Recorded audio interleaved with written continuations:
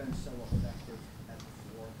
Well, a lot of teams in our league will play with 4 perimeter players, kind of 4 guards, which Georgia Tech did a lot of times. But even when they didn't, DeAndre's long enough and gives us some versatility. And I think, you look at almost 4 guys in double digits and then almost a fifth. The balanced scoring was good, but he's given us some inside, outside, and he led us today in rebounding, or tonight in rebounding, which I think has really helped us. And we were stagnant and a little rough early offensively. Georgia Tech's a good defensive team. They throw different looks at you, and I thought our defense held us in there until we got a little bit more rhythm and, made some shots, and that's sometimes what has to happen.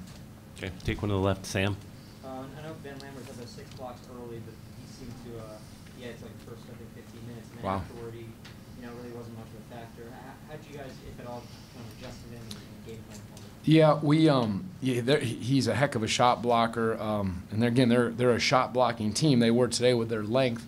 I thought they went more man in the second half, and we're switching off of our DeAndre, who was out there most of the time. So we were just playing off of our 5-man and trying to spread the floor a little more and get some ball screens, so it took him away from it and spread some of the other guys. So I thought our spacing got a little better, and when DeAndre's on the floor, you can do that.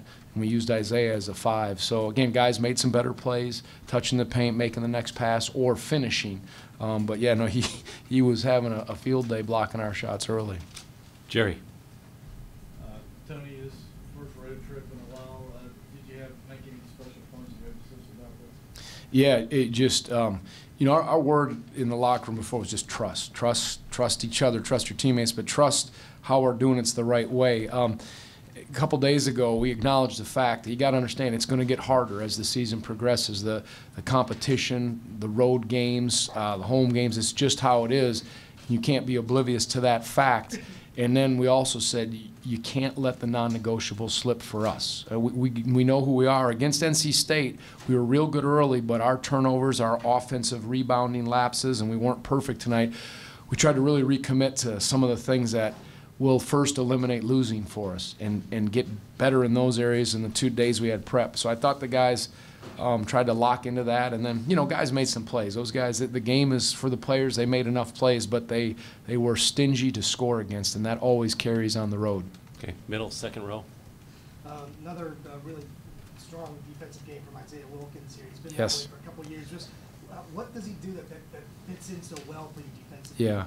Isaiah, being from Atlanta, I'm so proud of him, and he's a joy to coach, just the kind of young man he is. And how he plays is his personality. He's such a giver. He's one of the most continuous defensive players. He thinks help. He thinks cover for teammates.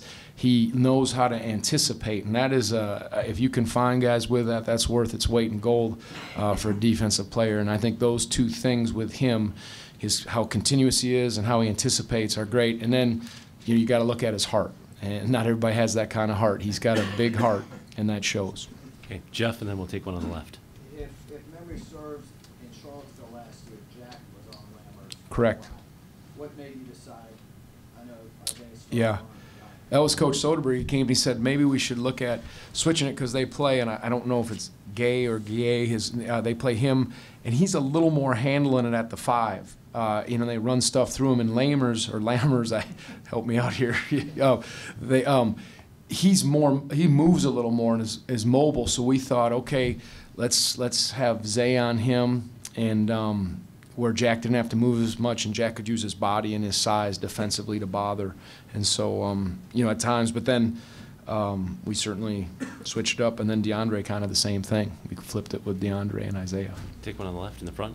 I'm curious, just with 15 turnovers in their shooting position, I'm curious how you feel you defended overall today. I always reserve until I see the tape, because I've misspoken a few times where I felt really good, and then I watch it and I see where we've slipped, or maybe I've been a little hard on them. But I think we were solid. Like I said, it held us in there.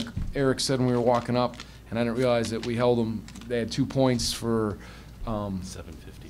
At the 750 mark. So that we were struggling. We shot a lot of air balls. What was it? It was 7 minute, 50-second stretch during the first half. Okay, yeah, so almost 8 minutes. And I thought that held us in there. And sometimes you just got to hang tough with your defense until the offense gets rolling. But it seems solid.